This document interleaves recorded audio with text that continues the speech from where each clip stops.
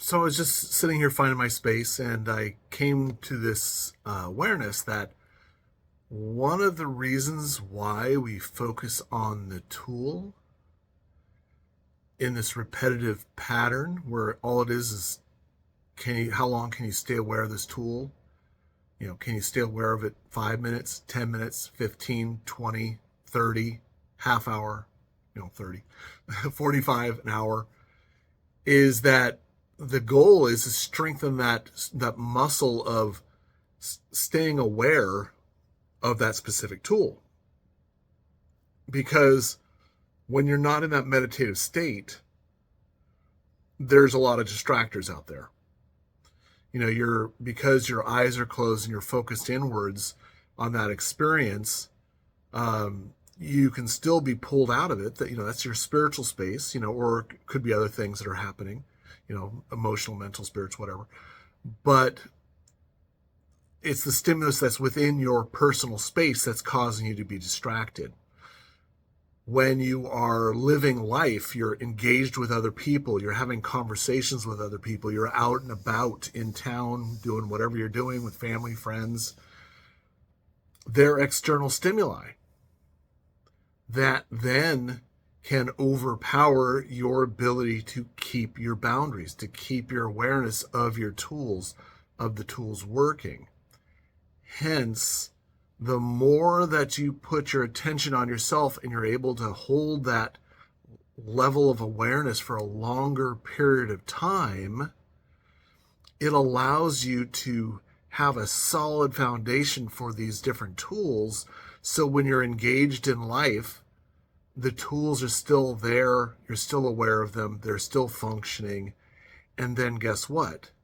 When you get into situations that are more challenging, arguments, fights, anything that just creates a negative stimulus, and if your normal pattern was to retreat or engage, it doesn't matter what it is, but you basically lose your space.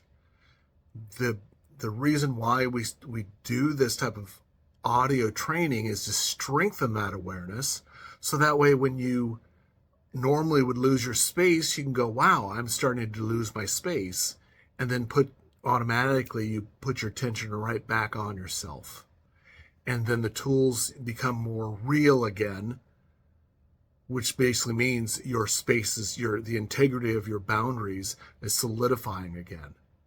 And this is something that we constantly need to do, because people are always, we're not a society with good boundaries. In fact, we're a society with no boundaries. It's all about, dog eat dog type of thing. It's all about people influencing others for personal gain. It's power and money. That's really what the American society represents, which is really toxic, and it's actually extremely dysfunctional.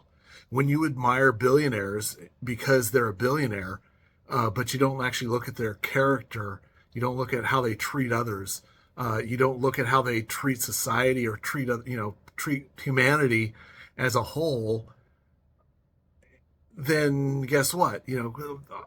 Most people I see, it's all about self-interest. And people say, well, that's just the way things are. No, that's a programming. It's the way things are is because of the social programming.